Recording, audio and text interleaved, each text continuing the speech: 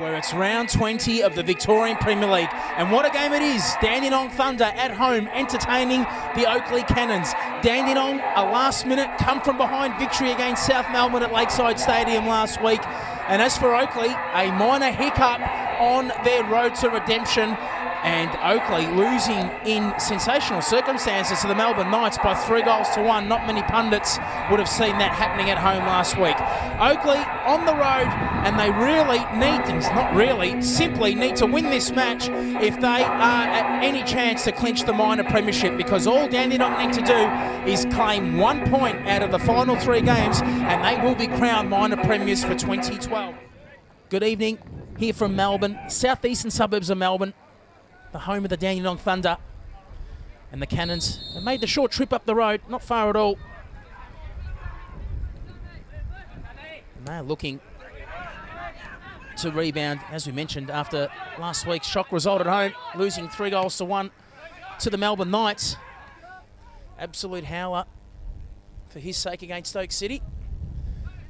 Trying to hold a very similar ball, and there's a mistake here, and it's a great chance for Sherburn to make it goal number 18. A defensive lapse there from Oakleigh, and Sherburn could have easily and should have easily made it goal number 18 and his first for the evening. Anderson again. Oakleigh pressing forward. Milovanovic.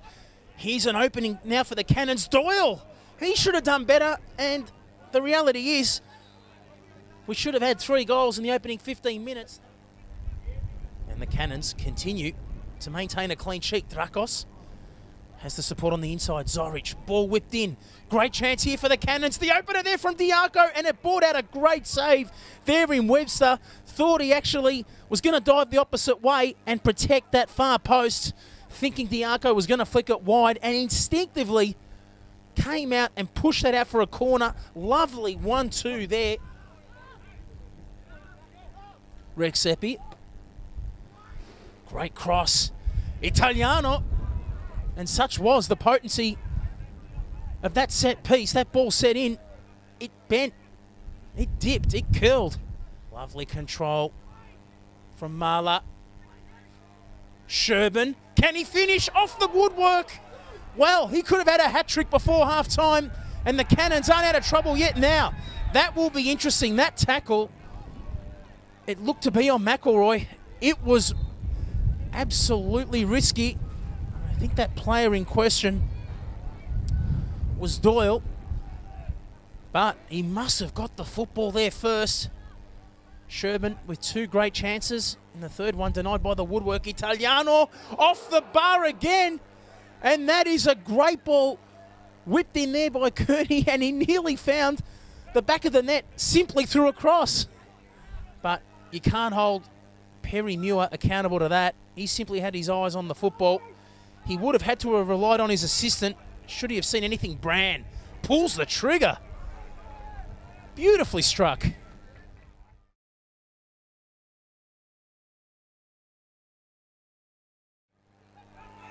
Doyle had a great chance, but here's Kearney, and that one did get a touch off Italiano. It skyrocketed over the bar. Italiano let it go.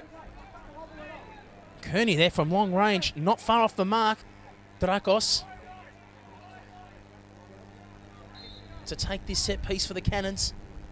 And it's a good ball too. Can you believe it? That nearly found the back of the net. That was superbly struck there from Drakos. A set piece, and it nearly found the ultimate reward there for the Cannons.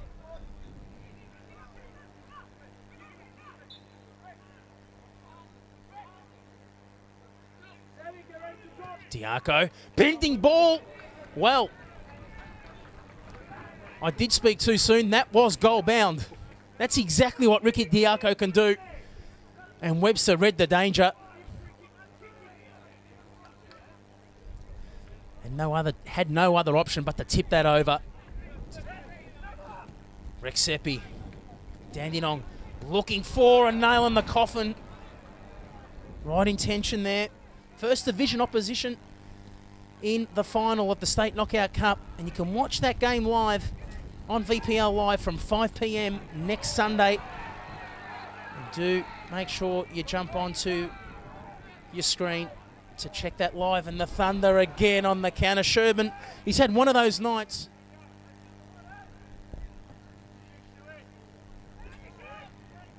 Exactly 5 minutes left. Anderson needs to be careful. He's on a yellow. Some niggling once again. Walker. And even though this game is at a stalemate, you feel there's a goal in it, and it nearly occurred. Luke Sherman, and mind you, that was the hardest of his chances, and that was the one that looked like getting through the back of the net. Has done a brilliant job this evening. Started off awkwardly, particularly with that man, Anderson, but here's a chance for the Thunder now, and this time it nearly again found the back of the net, and yet again Luis Italiano, how did he deny Matthew Theodore? Brilliant football all round. Theodore to cut the two centre halves there in half for Oakleigh, and Luis Italiano, that was absolutely brilliant. And should this match remain a stalemate, Italiano is definitely man of the match, no doubt about it. And Diaco through. Can you believe that? And you think full time isn't far away. That's the third occasion. Referee Perry Muir was looking at his watch. Theodore, and there you have it.